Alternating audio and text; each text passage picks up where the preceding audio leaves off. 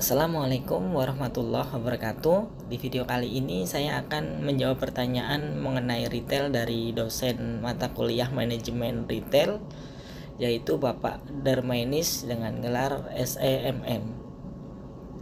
Perkenalkan, saya mahasiswa Universitas Pancasakti Bekasi. Nama saya Daryono dengan nomor NIM 28920500062, Fakultas Ekonomi Bisnis, Program Studi Manajemen semester 5.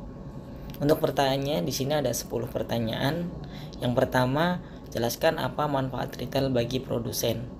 Yang kedua, jelaskan peran nanostore bagi masyarakat dan negara.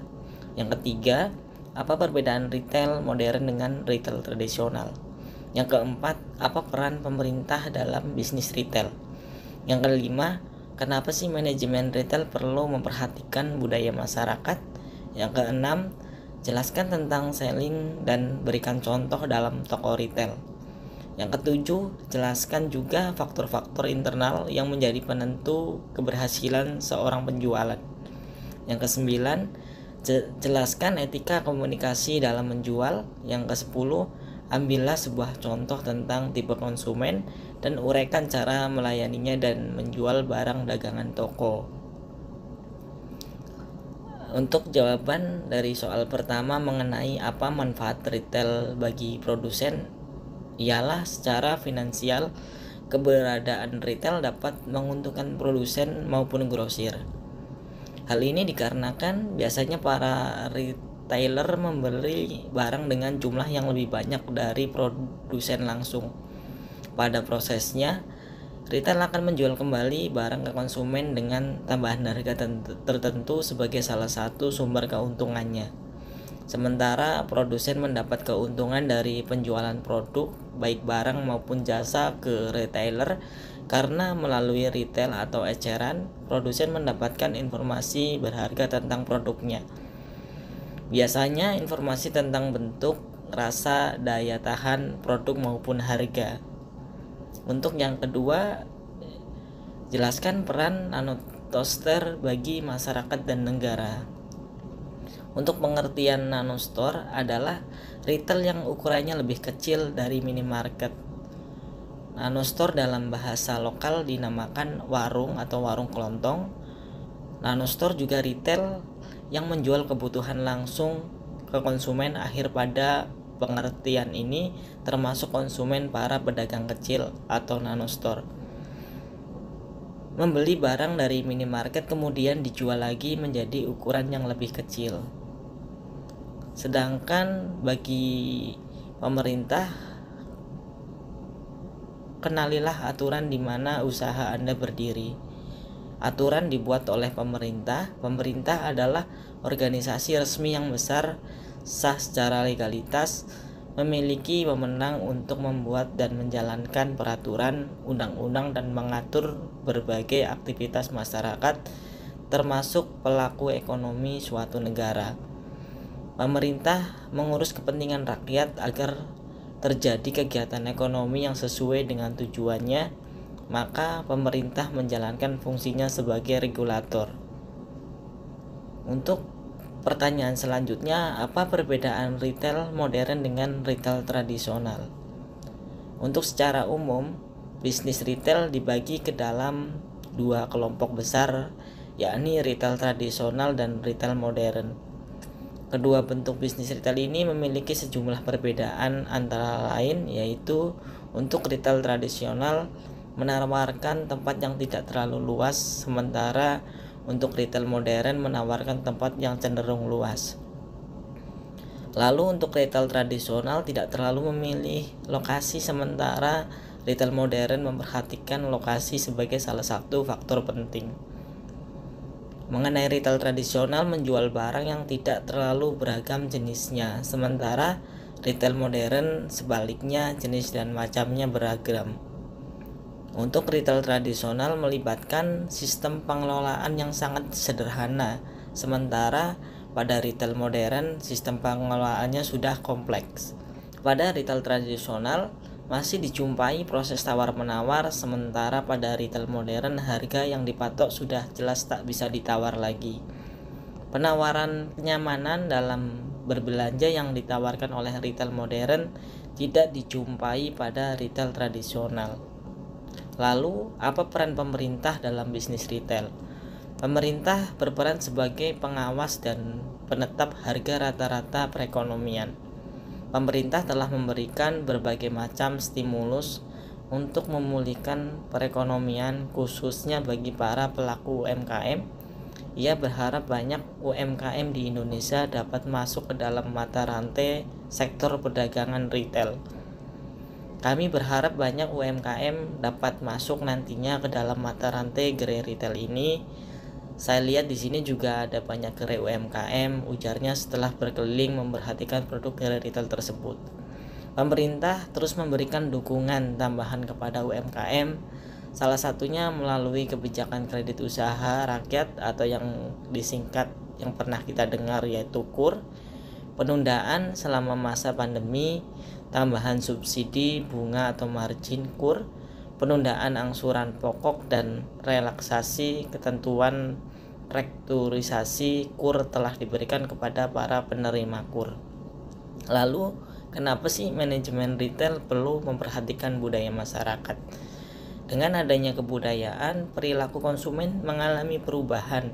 Dengan memahami beberapa bentuk budaya dari masyarakat dapat membantu pemasar dalam memprediksi penerimaan konsumen terhadap suatu produk. Pengaruh budaya dapat dipengaruhi masyarakat secara tidak sadar. Dan jelaskan tentang selling dan berikan contoh dalam toko retail.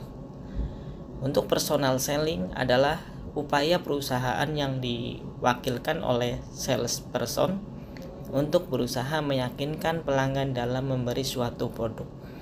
Personal selling ini adalah metode promosi di mana salesperson menggunakan keterampilan dan kemampuannya dalam upaya untuk melakukan penjualan. Personal selling menggunakan interaksi langsung untuk menjual produk dan layanan yang ditawarkannya. Seorang salesperson tidak hanya memberi tahu calon pelanggan tentang produk atau layanan perusahaannya, namun mereka juga menggunakan kekuatan persuasi mereka untuk meyakinkan calon pelanggan dengan berbagai cara yang menarik. Selain itu, personal selling ini juga bisa meningkatkan hubungan pelanggan dan menjadi sumber feedback pelanggan yang kuat. Contohnya, di dalam toko retail mereka memperkerjakan staf penjualan yang akan membantu pelanggan memilih produk terbaik sesuai dengan kebutuhan dan keinginan mereka sendiri. Contohnya IKEA, Indomaret, dan lain-lain. Lalu jelaskan pula sales promotion pada toko retail. Untuk sales promotion atau promosi penjualan adalah salah satu tipe marketing yang biasanya digunakan untuk memperkenalkan produk baru, menghabiskan produk lama, dan tentu saja menaikkan angka penjualan. Dan faktor-faktor internal yang menjadi penentu keberhasilan seorang penjual. Beberapa kisah wirausaha Indonesia menunjukkan bahwa kesuksesan yang mereka dapatkan tidaklah semudah membalikan telapak tangan.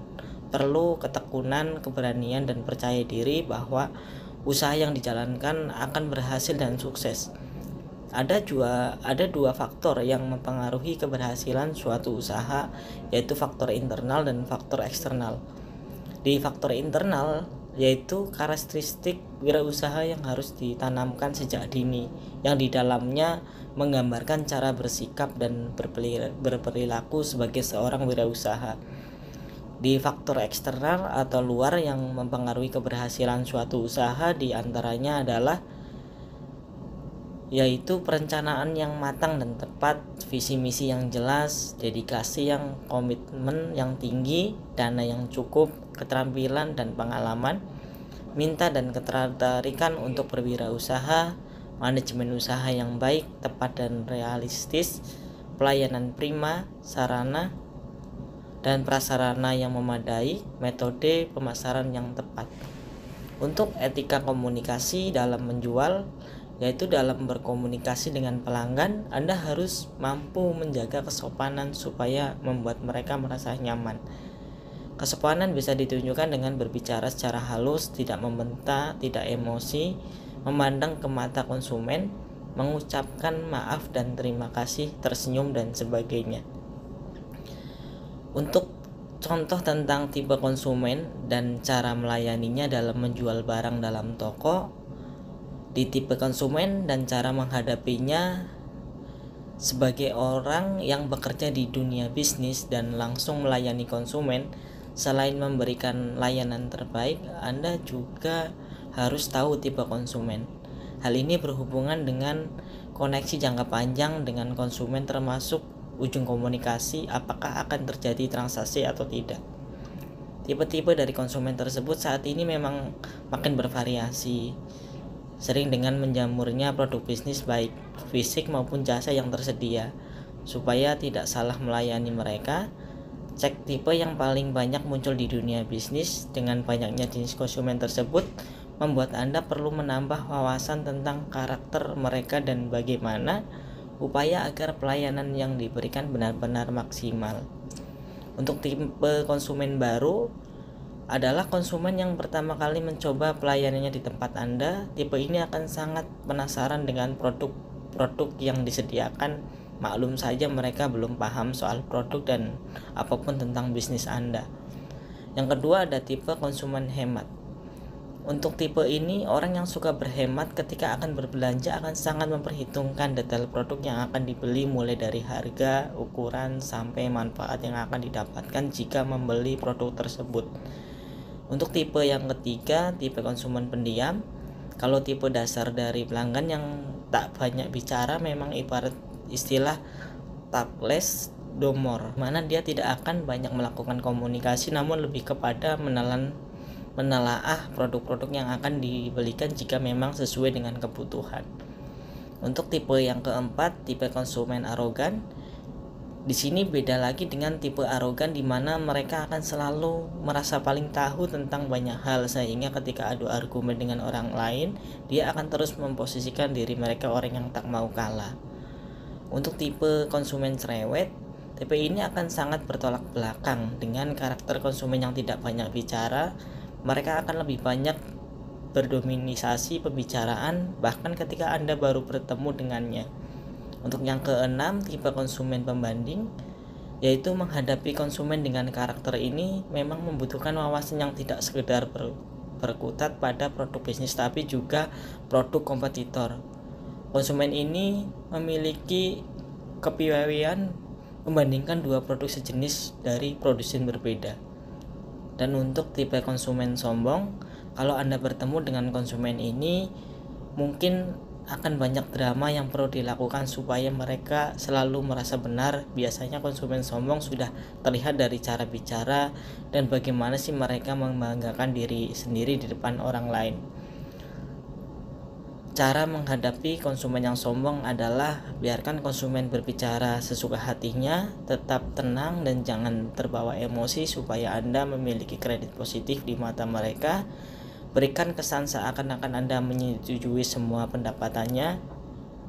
Pujian sesuatu yang konsumen miliki dan banggakanlah konsumen tersebut. Terima kasih. Sekian jawaban pertanyaan dari saya dan saya akhiri. Assalamualaikum warahmatullahi wabarakatuh.